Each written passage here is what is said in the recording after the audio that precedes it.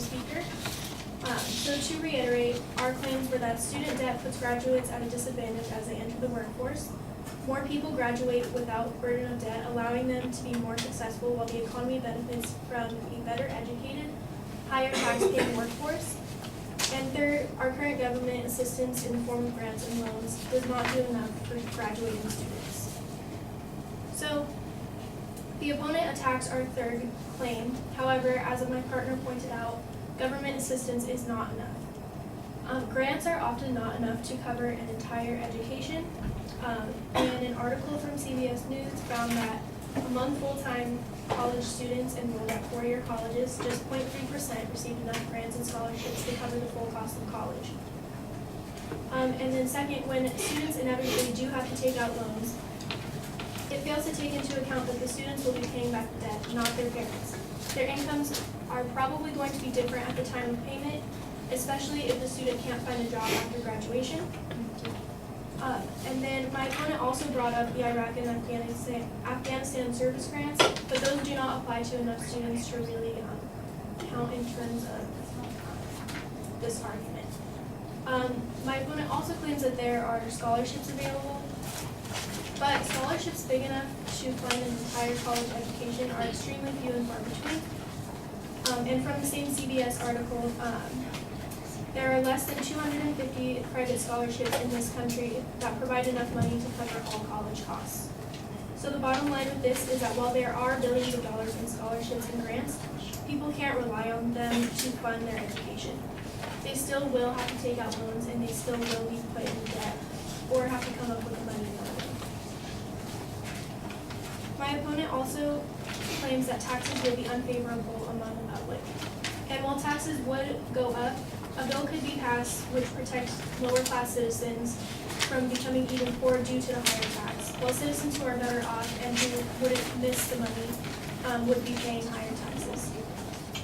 Also, we could tax other things that aren't directly taxing people, like cigarettes and alcohol. And an article from the PPIC found that strong majorities of adults favor raising state taxes on the purchase of cigarettes and alcoholic beverages, and those 74% favored taxing cigarettes and 68% favored taxing alcoholic beverages. So it is also important to note that raising taxes is a necessary evil, but it will feed back into the economy. A article from the NEA by Max Page and Dan Clausen had a study in it that showed that new spending on public colleges, which would be sparked by an influx of new students, produces more economic activity than a similar size tax cut or similar spending on roads and bridges. Also,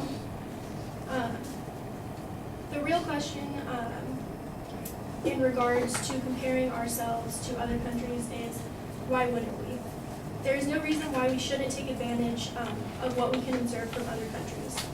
It is true that we do run things differently, but the point is that things regarding higher education are not run well, and they do need to change.